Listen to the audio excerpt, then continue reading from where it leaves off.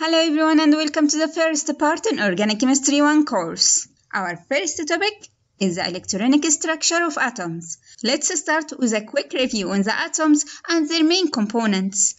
Atoms are the smallest building blocks of any substance. However, these atoms incorporate even smaller particles within. We call them subatomic particles. The first subatomic particle is the nucleus. Any atom consists of a dense nucleus. This nucleus consists of positively charged protons and neutrally charged neutrons. The nucleus is surrounded by negatively charged subatomic particles called electrons. They have a very small mass comparing to the nucleus, but their number is the same as the number of protons in a neutral atom. The number of protons or the number of electrons in a neutral atom we refer to as the atomic number. This is the number you often see on the top of the element symbol in periodic table. The number below the element symbol represents the atomic mass, which is the number of both protons and neutrons. Electrons have a wave-like nature. They are delocalized around the nucleus according to their energy as a cloud. The cloud that surrounds the nucleus is divided into shells. Each shell contains a certain number of electrons according to the energy of the electrons, where between the shells no electrons are allowed.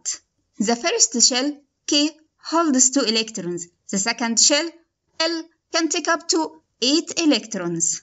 Each shell holds several electrons equal to 2n squared, where n is the shell number. For example, n shell is the shell number 4. It holds 2 multiplied by the square of the shell number, which is 4, equal to 32 electrons. Electrons around the nucleus are affected by 2 major factors: the attraction between the electrons and the positively charged nucleus, and the repulsion between the negatively charged electrons with each other. Electrons are distributed between inner and outer shells. The electrons in the inner shells are much closer to the nucleus. That is why they are more attracted to the atom, and it is hard to remove them. Where the outer shell electrons, or what we call valence electrons, are shielded from the positively charged nucleus by the inner shells, and more affected by the repulsion between the other negatively charged electrons, which makes it easier to remove the valence electrons. That is why in any chemical reaction, only the valence electrons get involved in the reaction to form bonds. These valence electrons can be gained, lost, or shared according to the type of the formed bond. Let's learn more about electrons. We said that electrons around the nucleus are found in quantized shells. Each shell allows for electrons with a certain energy to occupy it. These shells are divided into subshells. The subshells are given letters S, P, D, and F. Each of these subshells holds electrons in pairs, in which we call orbitals. For example, S has 1 orbital, so it can hold 1 pair of electrons. P has 3 orbitals, and can hold 3 pairs of electrons. D has 5 orbitals, and can hold 5 pairs of electrons. And F has 7 orbitals that can hold 7 pairs of electrons. Again, we said each shell is filled with electrons according to the rule 2n squared. Each shell is subdivided in subshells that contains orbitals. Let's apply that to the first 4 shells.